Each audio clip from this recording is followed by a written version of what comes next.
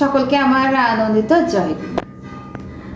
ঠাকুরকে ধারণ করার পরও যদি মনে দ্বিধা থাকে, একদিন আচার্যদেব এমন একজনকে উদ্দেশ্য করে বলছিলেন, যিনি ঠাকুরকে গ্রহণ করার পরও আঙ্গুল ভর্তি নানা ধরনের আংটি পরেছিলেন। তুমি যদি সত্যি ঠাকুরকে ধরে থাকো, তাহলে এতগুলো আংটি পরে আছো কেন? পরম পূজ্যপাদ শ্রী শ্রী আচার্যদেব জিজ্ঞেস করলেন। এর মধ্যে লুকিয়ে আছে এক গভীর প্রশ্ন। যখন একজন মানুষ একই সঙ্গে ঠাকুরের উপরও ভরসা রাখতে চায়, আবার নানা বাহ্যিক আশ্রয়কেও আঁকড়ে ধরে, তখন বোঝা যায় তার বিশ্বাস এখনো সম্পূর্ণ দৃঢ় হয়নি। সে একদিকে ঠাকুরের উপর নির্ভর করছে, অন্যদিকে অন্য কিছুর উপরে সমান ভরসা রাখছে। এই দোদুল্যমানতা আসল সমস্যা।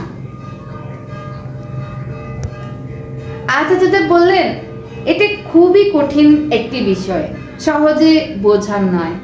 অনেকেই ঠাকুরকে গ্রহণ করেন, কিন্তু অন্তরের গভীরে নিজের মতবাদ, নিজের যুক্তি ও নিজের হিসাবকে আগের মতোই অটুট রেখে দেন। বাইরে থেকে ঠাকুরের অনুগামী বলে মনে, ভেতরে ভেতরে নিজের বিশ্বাসকেই বড় করে রাখেন। ফলে যখন জীবনে প্রত্যাশা মতো ফল আসে না, তখনই প্রশ্ন ওঠে, ঠাকুর ধরে কি হলো? এই প্রশ্নের জন্ম হয় বিশ্বাসের অভাব থেকে, ঠাকুরের অভাব থেকে নয়। আচার্যদেব আরো সঙ্গে বললেন, ইষ্টিভীতি ঠাকুরের জন্য নয়, এটি আমাদের নিজের দীক্ষাকে জীবন্ত ও সতেজ রাখার একটি সাধনা পদ্ধতি। তিনি একটি চমৎকার উদাহরণ দিতেন। যেমন একটি পান পাতাকে যদি ভেজা কাপড়ে মুড়ে রাখা হয়, তবে সেটি দীর্ঘ সময় সতেজ থাকে। আবার তার উপর লাল কাপড় দিলে সূর্যের তীব্র আলো সরাসরি পড়ে না, ফলে পাতাটি আরো ভালো থাকে।